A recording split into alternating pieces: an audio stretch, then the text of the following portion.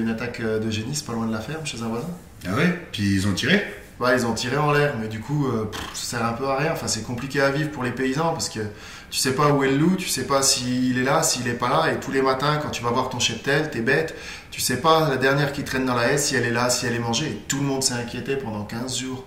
Et c'est vrai que, clairement, sur cette question, il faut être capable de mettre l'éleveur en priorité pour protéger les éleveurs. S'il y a besoin de tirer, il faut tirer. Il faut qu'on soit indemnisé quand il y a eu des pertes. Et bien évidemment, il faut qu'on soit appuyé quand on veut pouvoir protéger nos troupeaux. Ceux qui veulent protéger doivent pouvoir protéger. Ouais, ça c'est... Aujourd'hui, il faut quand même que tous les animaux soient protégeables. Classés et protégeables en tout cas. Ce qui veut dire que on puisse être aidé pour les moyens de protection. C'est indispensable, parce que si on n'est pas classé protégeable, on n'a pas d'aide pour se protéger. Ouais, c'est ça. Alors, tu vois, nous aujourd'hui, on a fait le choix de mettre des moyens de protection, et ben, on l'a fait de notre poche, quoi. Ah ouais. Bah, du coup, il faut effectivement, oui, qu'on soit protégeable. Je suis d'accord.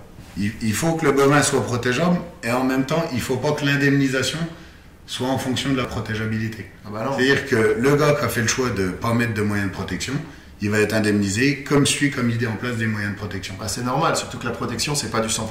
Non, la protection, ce sera jamais du 100%. On sait qu'on diminue un peu le risque. Par contre, il y aura toujours des attaques.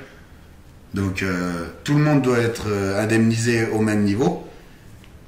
Et puis indemniser, aider pour mettre en place la protégeabilité, puis indemniser aussi les hommes, tous les risques qu'il y a à côté, parce qu'il n'y a pas que la perte de l'animal.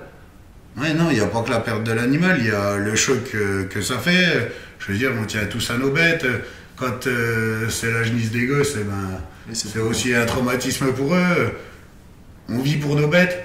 Et puis quand il arrive quelque chose comme ça, c'est toute la famille qui en prend un coup. Ah, c'est compliqué.